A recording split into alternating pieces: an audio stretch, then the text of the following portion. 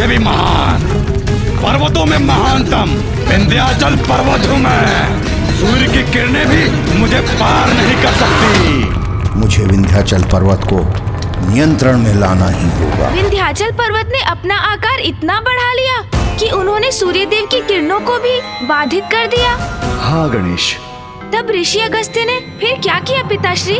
विंध्याचल पर्वत का कर्तव्य तो अपनी विशालता से यहाँ के वासियों की रक्षा करना है, किंतु वो इन लोगों के साथ शत्रुवत व्यवहार कर रहा है। यही परिणाम होता है अहंकार का। ये सब क्या हो रहा है? हमारा जीवन संकट में है। इन शिलाखंडों की वर्षा से हम अपनी रक्षा कैसे करें? हमारे तो परिवार नष्ट हो जाएंगे। पिताश्री, हमारी रक्षा कीजिए। हे प्रभु, कहाँ जाए, किधर भागे? कोई स्थान सुरक्षित नहीं है। जो अपनों से ही अपनों को पृथक करता है, रक्षक से भक्षक बना देता है। विंध्याचल पर्वत के इस विशाल आकार से हम सब नष्ट हो जाएंगे। प्रभु रक्षा करो, रक्षा करो प्रभु, हमारी रक्षा करो, रक्षा करो, भागो, भागो, रक्षा करो, अपने प्राणों की रक्षा करो, भागो, भागो, रक्षा करो, हे प्रभु रक्षा कीजिए।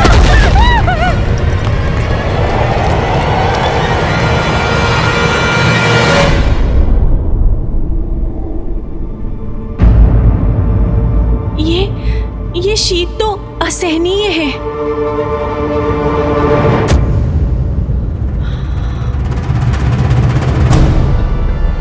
स्वामी,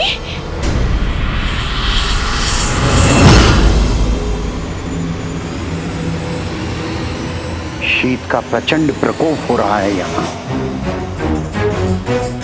विंध्याचल पर्वत ने सूर्य की किरणों के साथ उनकी उष्णता को भी यहाँ आने से रोक दिया है। इसीलिए इस क्षेत्र का तापमान गिरने लगा है। यदि ऐसा ही रहा तो यहाँ सर्वत्र हिम का प्रभाव हो जाएगा।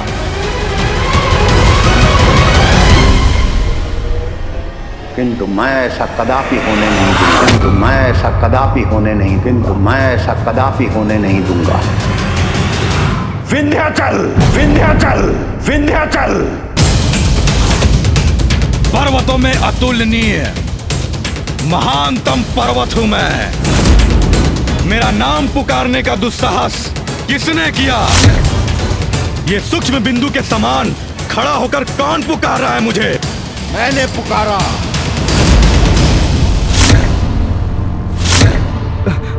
ऋषि अगस्त्य यहाँ? ऋषि अगस्त्य यहाँ, जिनका सम्मान देवता ही नहीं त्रिदेव भी करते हैं, आज स्वयं मेरे निकट पधारे हैं। धन्य हुआ मैं। सावधान विंध्याचल, कहीं कोई भूल ना हो जाए। अहंकार में इतना डूब गए तुम कि अपने गुरु को प्रणाम करना तक भूल गए। कैसे हो गया तुमको इतना अहंकार? ये कैसी भूल हो गई मुझसे? मुझे क्षमा करे गुरुवर, आप मुझे दिखाई नहीं दिए। जब दंभ में किसी का शीश आकाश से भी ऊपर उठ जाता है तो उसे स्वयं के महानतम होने की भ्रांति हो जाती है और तब उसे दूसरा कोई दिखाई नहीं देता। विंध्याचल, क्रोध में कहीं गुरुदेव मुझे शाप न दे दें। मुझे क्षमा कीजिए ऋषिवर, क्षमा कीजिए।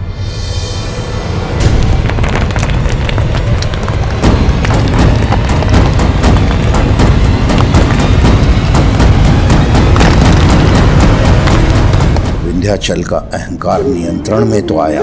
गुरु का सम्मान किया इसने, इसलिए दंड नहीं दूंगा इसे, किंतु मुझे इसके अहंकार का स्थायी उपाय करना होगा।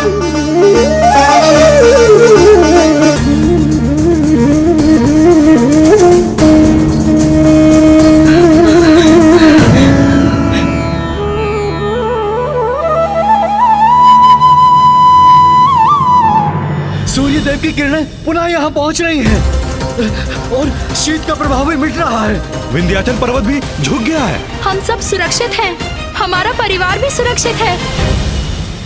पिताश्री, ऋषि अगस्त्य ने विंध्याचल पर्वत को झुका तो दिया, किंतु उनके वहाँ से हटने पर पुनः पर्वत का अहंकार जागृत ना हो उठे ये सुनिश्चित करने का क्या उपाय था? तुम्हारे इस प्रश्न का उत्तर तो ऋषि अगस्त्य ढूंढ चुके थे पुत्र। उपाय ढूंढ चुके थे, किंतु क्या उपाय किया होगा ऋषिवर ने? प्रणाम ऋषिवर, मुझे क्षमा करें, मुझसे बहुत बड़ी भूल हो गई। भूल को विनम्रता से स्वीकार करने वाला ही महान होता है। मैं दक्षिण की यात्रा में हूं, जब तक मैं वहां से वापस न लौटूं तुम्हें इसी अवस्था में यथावत रहना होगा। जो आज्ञा गुरुवर। अद्भुत! कितनी बुद्धिमानी से ऋषिवर अगस्त्य ने विंध्याचल पर्वत के बढ़ते दंभ को नियंत्रण में ले आए।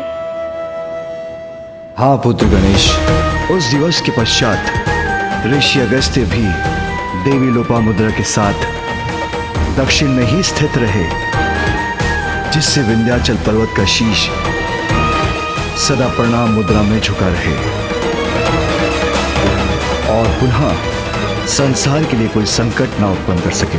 महादेव, ऋषि अगस्त्य ने विंध्याचल पर्वत को उचित सबक सिखाकर न केवल स्वयं का मार्ग प्रशस्त किया, वरन भविष्य के लिए उपज रहे एक संकट को भी दूर कर दिया। हमारे मार्ग में भी कोई बहुत बड़ी बाधा आने वाली है। ये मेरी दुश्चिंता है महादेव। मैं आपको वही बताने का प्रयास कर रहा हूँ।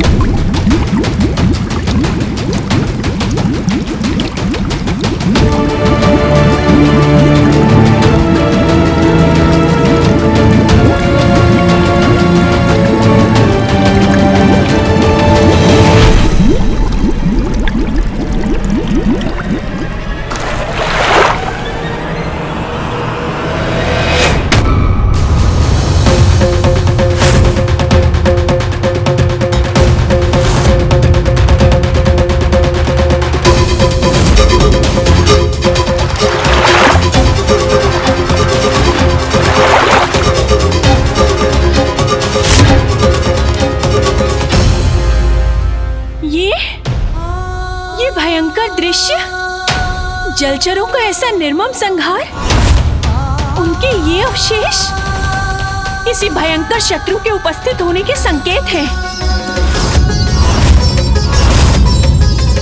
किंतु कौन आ सकता है यहाँ? किसका दुष्कृत्य हो सकता है ये?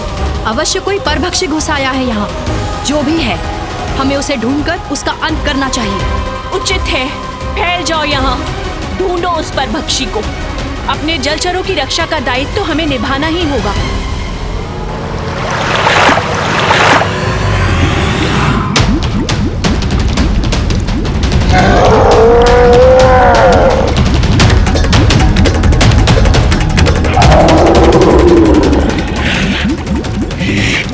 ये चमकीला क्या है? ये देखना पड़ेगा उस चमकीले को।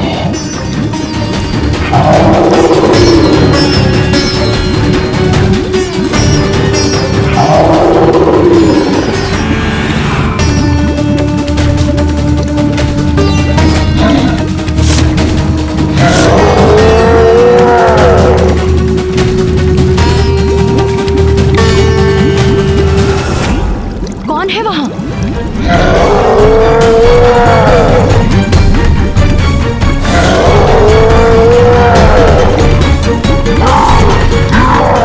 ये किसके नेत्र देख रहे हैं मुझे?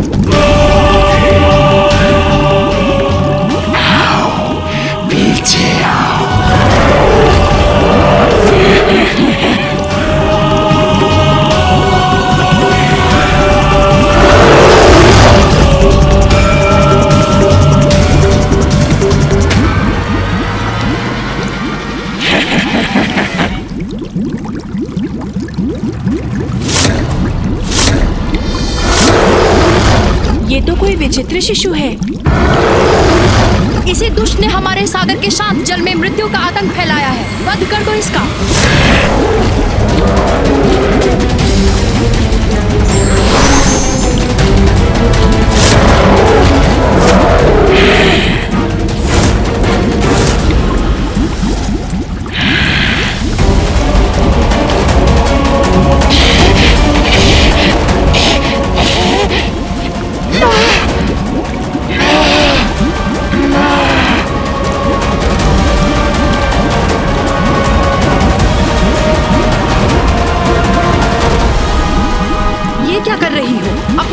नीचे क्यों कर रही हो? देखो ना इसे, निरीह है शिशु मात्र ही तो है। कदाचित इसके माता पिता ने इसका त्याग कर दिया और भूख लगी है इसे। कदाचित इसीलिए ऐसा क्रूर व्यवहार कर रहा है ये, किंतु इसमें इसका दोष नहीं। जल की नींद का आहार कर अपनी भूख ही तो मिटा रहा है। हम इसका वध नहीं कर सकते। नहीं, ये उचित नहीं। हमें नहीं ज्ञात ये कैसा जंतु है। नींद तो कदापि नहीं है, किसी प्रकार का जलचर भी नहीं है। सागर में इसका कोई स्थान नहीं, इसलिए इसे हमें नष्ट करना होगा। रुक जाओ, मेरे रहते कोई इसे हानि नहीं पहुंचा सकता। एक निर्दोष असहाय शिशु का वध करने का विचार भी कैसे कर सकती हो तुम?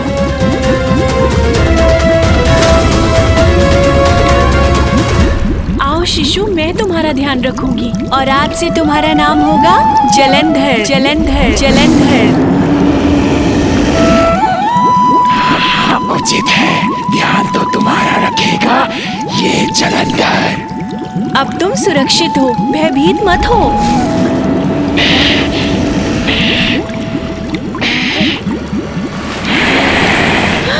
तुम सब मेरे भोजन बनोगे। तुम भी।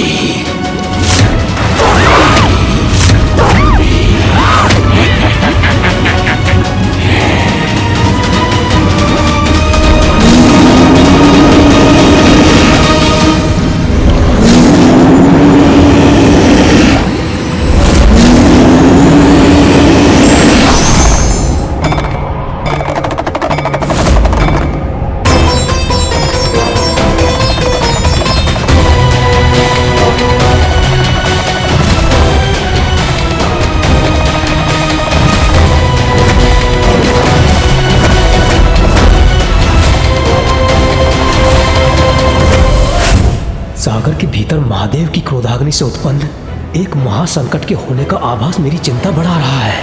तो क्या पिताश्री, ऋषिवर अगस्त्य के दक्षिण पहुंचने पर माँ लोपामुद्रा नदी में परिवर्तित हुई? नहीं पुत्र गणेश, वो अवसर अभी नहीं आया था। अभी तो ऋषि अगस्त्य दक्षिण की ओर जा ही रहे थे और मार्ग में। क्या हुआ दक्षिण के मार्ग में पिताश्री?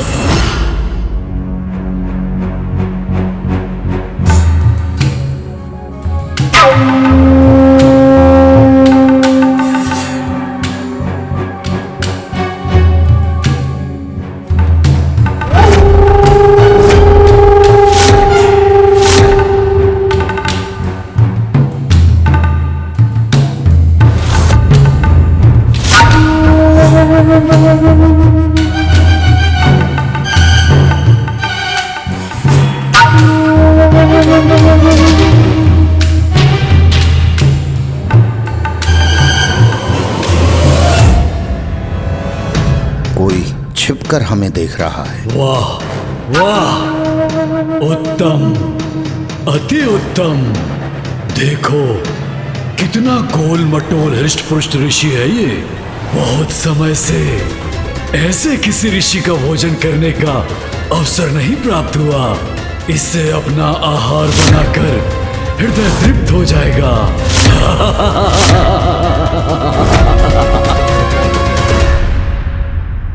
पिताश्री शीघ्र बताइए ना, मार्ग में ऋषि अगस्त्य और माता लोपामुद्रा के साथ क्या हुआ? उन्हें कौन अकस्मात मिल गए? वातापी।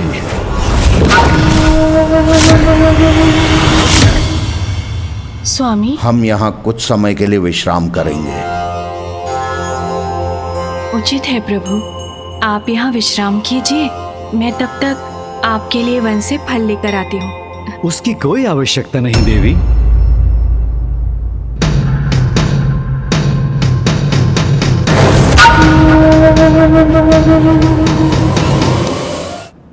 प्रणाम ऋषिवर, प्रणाम माता। मैं वातापी हूँ।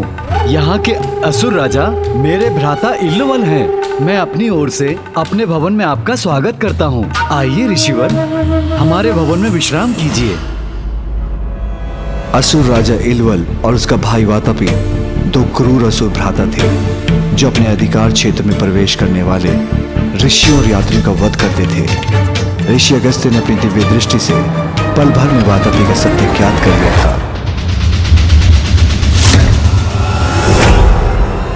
इल्वल सर्वप्रथम इन भोले भाले ऋषियों और यात्रियों को भोज के लिए आमंत्रित करता था। फिर अपने भ्राता वातापी को अज रूप में बलि देकर इन अतिथियों को उसका भोजन कराता था। इल्वल को यह वरदान प्राप्त था कि वो किसी भी मृत जीवित का नाम पुकार कर उसे पुनर्जीवित कर सकता था। अपने अतिथियों को वातापी का भोजन कराकर इल्वल कहता था, वातापी जीवित होकर बाहर आ जाओ, और उसका भ्राता जीवित होकर अतिथियों का उदर चीरकर बाहर आ जाता। तब ये दोनों उस मृत अतिथियों का धन हड़प लेते और उसके तन को अपना आहार बनाते थे। वातापी जीवित होकर बाहर निकलो।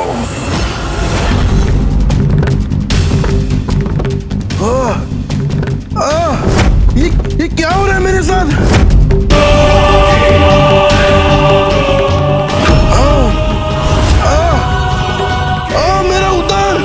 मेरा उदर फट रहा है।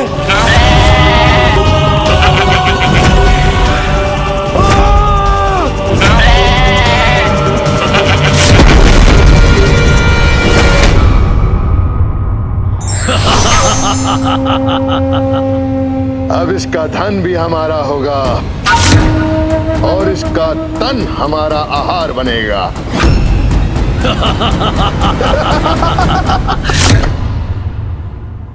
आप आएंगे ना ऋषिवर? अवश्य। मैं तुम्हारे इतने स्नेहपूर्ण निमंत्रण को अस्वीकार कैसे कर सकता हूं? मैं तुमसे और तुम्हारे भ्राता से भेंट करने तुम्हारे राजभवन अवश्य आऊंगा। प्रणाम ऋषिवर, प्रणाम माता।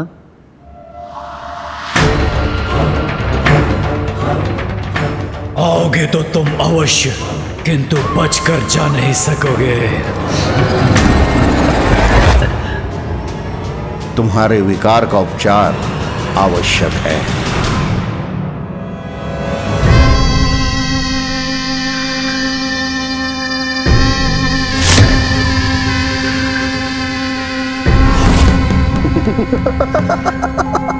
उत्तम, अति उत्तम, अमूल्य आभूषण।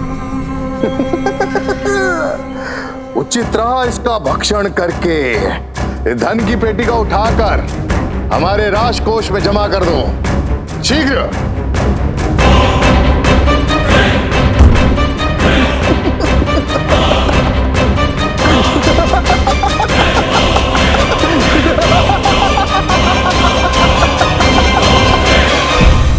असुर राजा इल्वल और उनके भ्राता वातापी ऋषियों का संहार कर उनके शरीर की मज्जा को अपना आहार बनाते थे।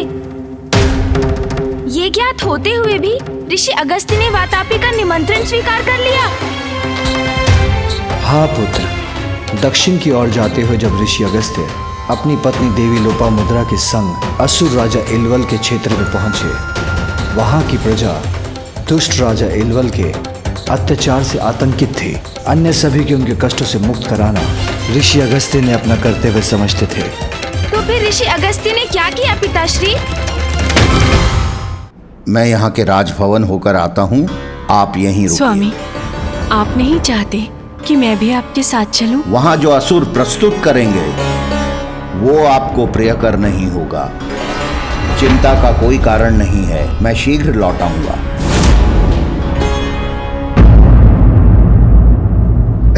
आनंद, अति आनंद आया। भ्राताश्री, आपकी प्रसन्नता का कारण मुझे समझ में नहीं आया भ्राता। भ्राता वातापी, सैकड़ों मुद्राएं, बहुमूल्य रत्न, बहुमूल्य आभूषण प्राप्त हुए उस व्यापारी का भक्षण करके, और तुम कहते हो आपकी प्रसन्नता का कोई कारण नहीं? किंतु हमारे भोजन योग्य नहीं था वो। इतना कृष्णकाय जैसे मात्र त्वचा और हड्डियों का ढांचा हो। मुझे तो किसी रसीले हृष्ट पुष्ट स्वादिष्ट ब्राह्मण का भोजन करना है, और ऐसा एक ब्राह्मण मुझे वन में मिल भी गया है, और वो इसी ओर आ रहा होगा।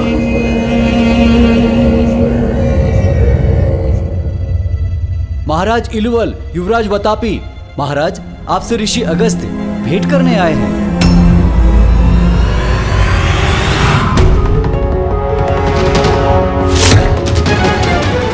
स्वागत है आपका ऋषिवर्ष। जब तक आप यहाँ हैं आपको किसी प्रकार की कोई असुविधा नहीं होगी। हम संपूर्ण ध्यान रखने वाले हैं आपका। आशा करता हूँ मेरा ये आगमन आपके लिए भी उतना ही सुखद हो जितना मेरे लिए। सच्चे ज्ञानी तो वो होते हैं जो सामने वाले के व्यवहार से उसकी अच्छी और बुरी नीयत को समझ जाते हैं।